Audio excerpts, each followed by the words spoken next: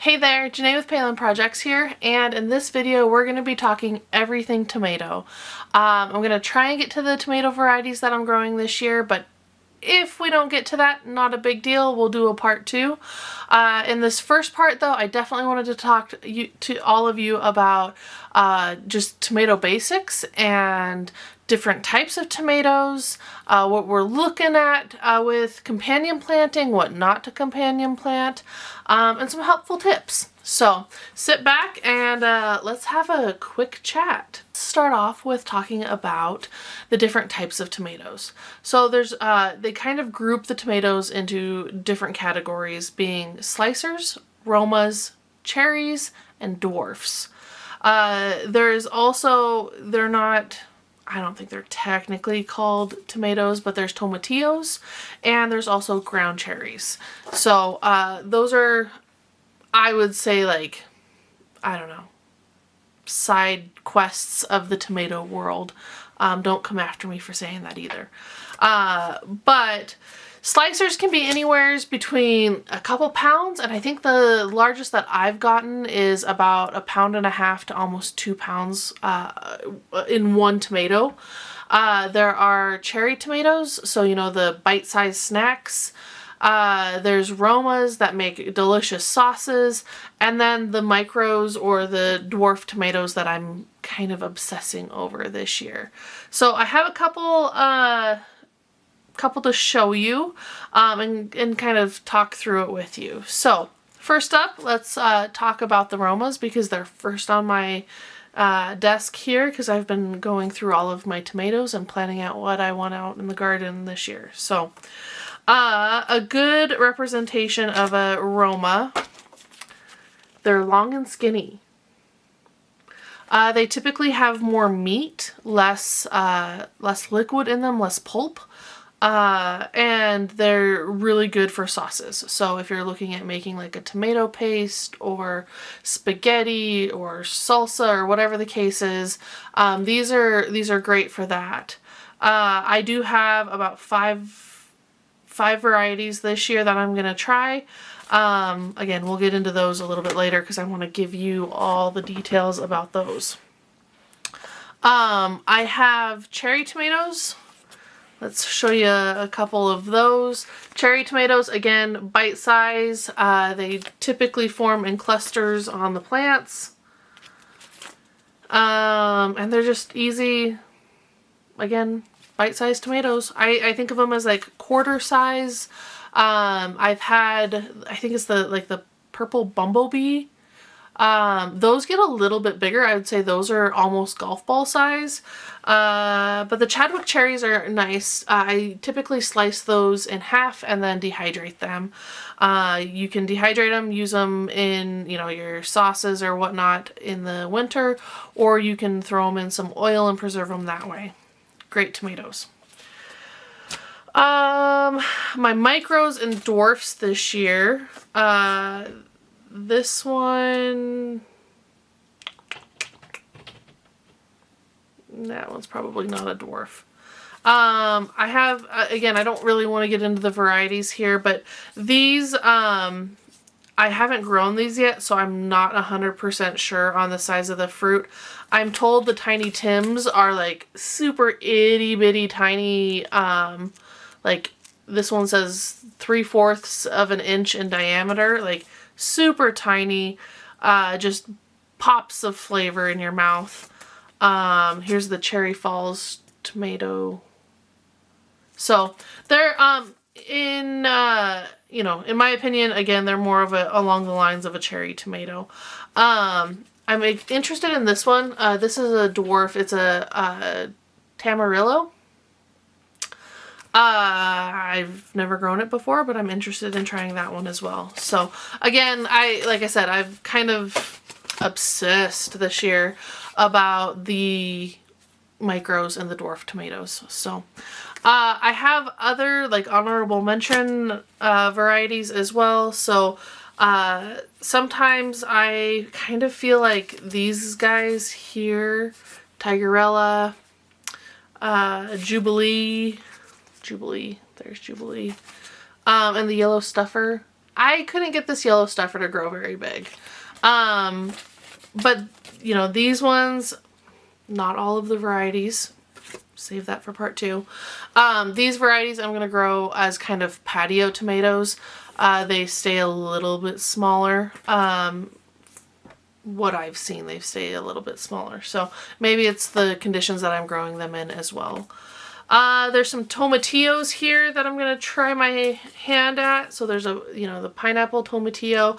I try and, this is a good representation of how I try and harvest them. So this one right here, this one that's kind of burst through its wrapper, I watch them and I like it when they burst through the wrapper. I know that they're pretty much ready at that time. I have harvested them within their, outer coating and not bursted through that wrapper, and they tend to be a little tart. So that's how I harvest tomatillos. I'm going to try a gooseberry this year. And then ground cherries. These are one of my daughter's absolute favorites. She loved finding them because they're just, it's like an Easter egg hunt with these guys. You wait for them to fall off of the plant and then, harvest them off of we have raised beds, but off of the dirt. And then open them up and just plop them in your mouth. She adored them. I mean, you want to talk about ruining your dinner. She would ruin her dinner off of the ground cherries. Loved them. Slicers, definitely not going to go through these varieties. I think I counted 40 some varieties of slicers, maybe. I want to try and grow most of them this year. Again, I'm kind of in my initial phases of learning what I like, what I don't like, and just having the variety. I found that having the variety in my salsas and my sauces just like elevate them to the next level. So a good representation of a slicer tomato is this giant Belgian. See how they're nice and big. They have their seeds in there. They're just huge. Great for making mater sandwiches and salsas. I typically roast these. I'm trying to find y'all another picture of a sliced one. There's a Goldie. That Goldie's kind of pretty too. Look at that. Oh, love it. I typically roast them and then throw them into my sauces and whatnot. So those are the different varieties. Other interesting facts about tomatoes. We have determinate, indeterminate, and semi-determinate tomatoes. So indeterminate tomato, so more like these. This is an example of an indeterminate. They grow at an indeterminate amount, so they'll just keep growing and growing and growing. I typically prune the suckers off of these, and I mean these plants have gotten upwards of 6-7 feet tall for me and just absolutely massive. So I do tend to prune my indeterminates. They do produce, in my experience, bigger fruit when I do prune them. So definitely one that I prune in order for it to stay healthy. The next are determinate tomatoes, and a good example of the determinants is this one. It's called Golden Nugget. Determinate, they have a determined amount of growth. So they tend to be a little bit more bushy. You do not want to prune these. They have a predetermined amount of fruit that will grow on them. Typically you grow determinate varieties for canning.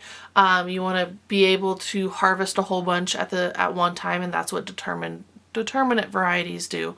They ripen their fruit all at once, and you can just, collect it all, do preserving, and get it all done with, rather than having, slowly bring in all of your tomatoes, freeze them, preserve them, whatever the case is, and then, after you freeze them or whatever, then you can make your big batches of whatever you need. So typically determinate varieties you use for canning and whatnot. Semi-determinate,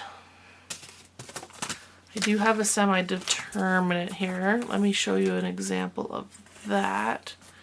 Give me a second. They were hiding. Okay, so I found them. I have 2 semi-determinate varieties that I'm going to grow this year. These are going to go on my patio as well. Semi-determinate tomatoes, they grow larger than a bush variety because they're semi-determinate, or not bush variety. They grow larger than a determinate variety. They tend to bush out a little bit more.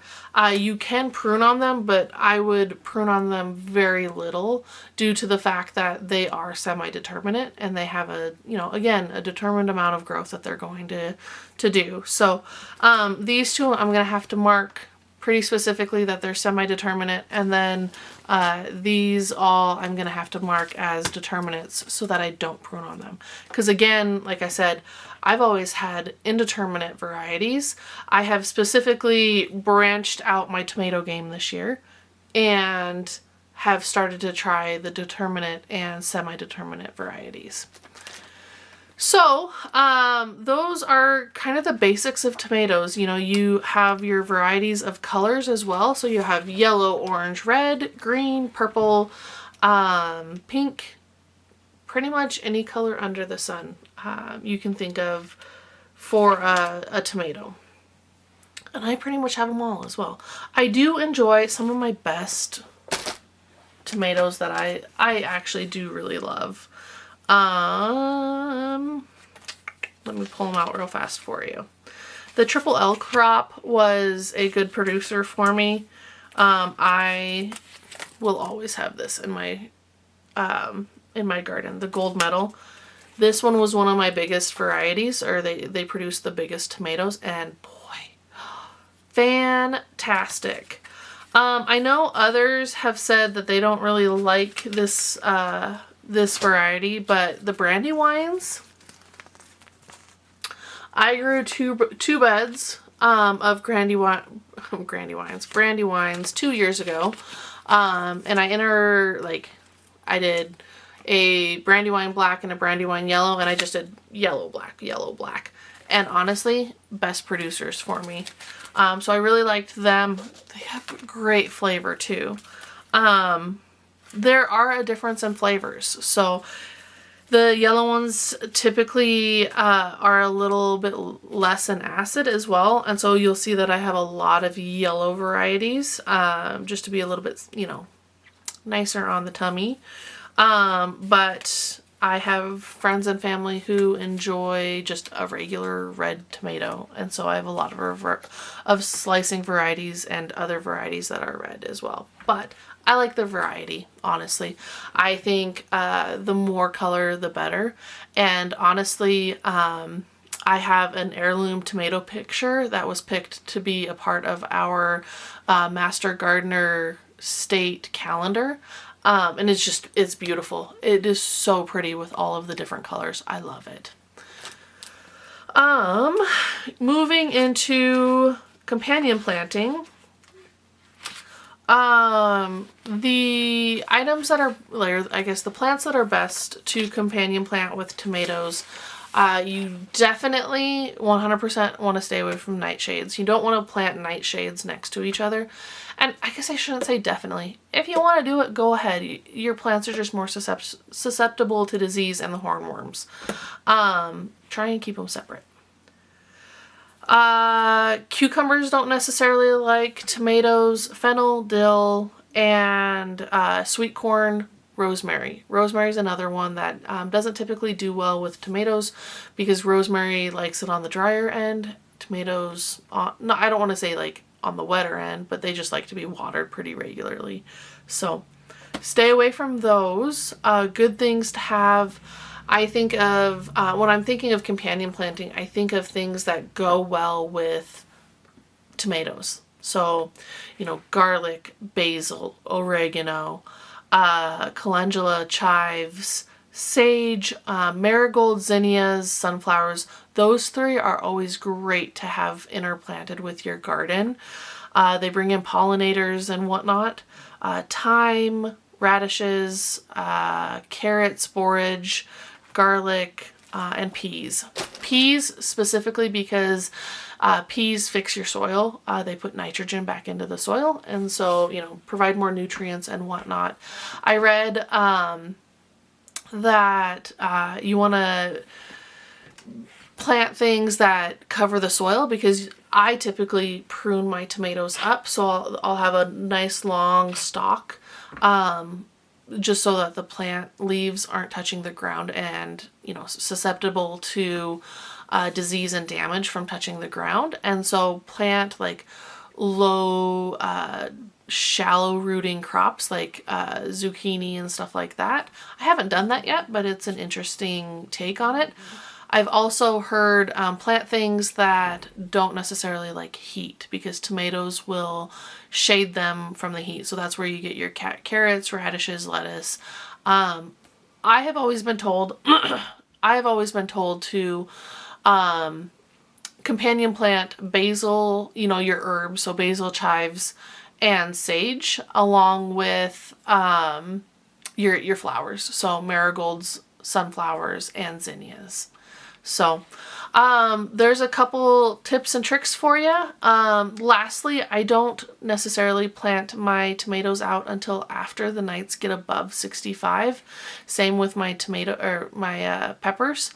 I just find that, you know, they don't shock as bad and stunt as bad when I plant them out from starting. So if you have any questions, feel free to put them in the comments below, and we'll see you in part 2. Thanks everyone. Bye.